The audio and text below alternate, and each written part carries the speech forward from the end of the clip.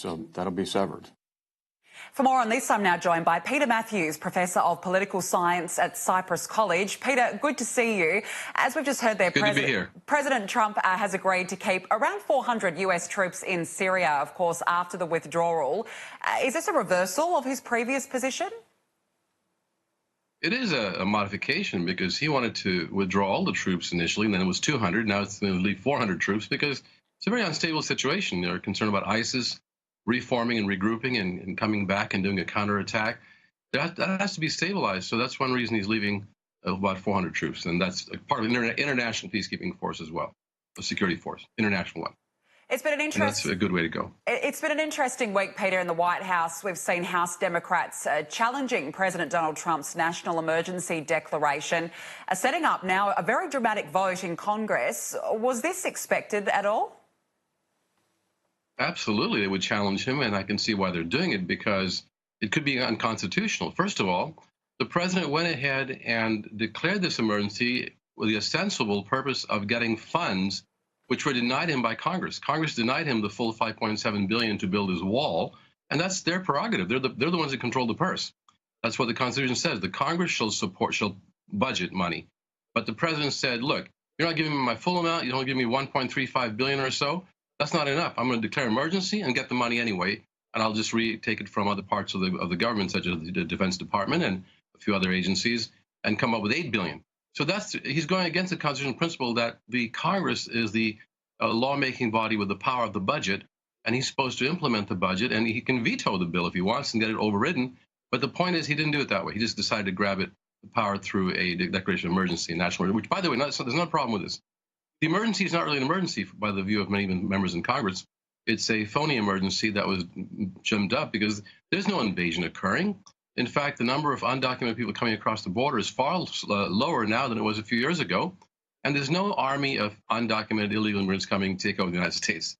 And yet he's declaring that there is, and he wants this big wall built. That's a problem. So what is the process now with this vote next week, and how likely are the Democrats to succeed? Well, they will get a majority of the vote because they are the majority in the House, and the Republicans, we need in the Senate, the Democrats need about 3 or 4 more Republicans to join them, the 47 Democrats and the Democratic alignment, to join them for a majority vote.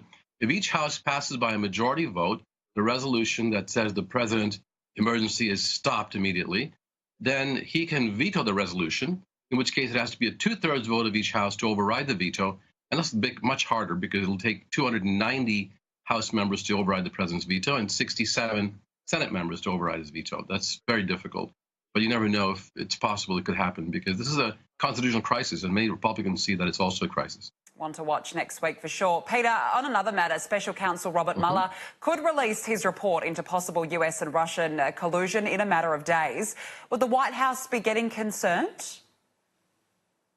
Very much so, because there's no telling what's in there. Mueller's been investigating almost 2 years on this. He's had a tremendous amount of resources, and he's already prosecuted and convicted several people that were very close to the president, and they're serving prison terms already. Who knows what they did when they plea bargained and spoke in order to get lower punishment. They spoke out on what happened, and the president doesn't know what Mueller actually knows, and the report could be very revealing. The only question is, will the report be made public, or will all of it be sent to Congress? Or will the Attorney General, who's supposed to get the report directly from Mueller, will the Attorney General keep some of the report to himself, or maybe summarize it in a very inadequate way? All these are really good, important questions for democracy. People need to know, and so does Congress, as to what that report says. And Congress shouldn't rely only on Mueller's investigation. They should also investigate the president, as they're doing right now, to see if any kind of illegal activity or high crimes and misdemeanors could have occurred. That's another part of it. No doubt. A lot of people will be wanting to get their hands on that report. And just finally, President Trump will be meeting with the North Korean leader in Vietnam. Of course, this is the second meeting between the two leaders. What would be their aims heading into it? Well, the ultimate aim was to try to denuclearize the Korean Peninsula, at the same time guaranteeing North Korea's security. They were concerned about being invaded and regime change as it happened to Iraq. And the reason they got these nuclear weapons, unfortunately, is because they wanted to make sure they wouldn't be invaded. So President Trump has to maybe sign a peace treaty or work something out with them where they can be confident they're not going to be changed or thrown out of power, in which case then they can come out and declare where their weapons are and how many they have, and work toward gradually dismantling them, as they're supposed to be doing, to make the Korean Peninsula completely nuclear weapons free. Peter Mathews, always a pleasure to speak with you. Thanks for joining me this afternoon. You're welcome, Danica. Thank you. Moving on now, stories from terror attacks grip the world over, and it's those stories which Hollywood are using to captivate audiences. Hotel Mumbai shares the stories of survival from the fatal 2008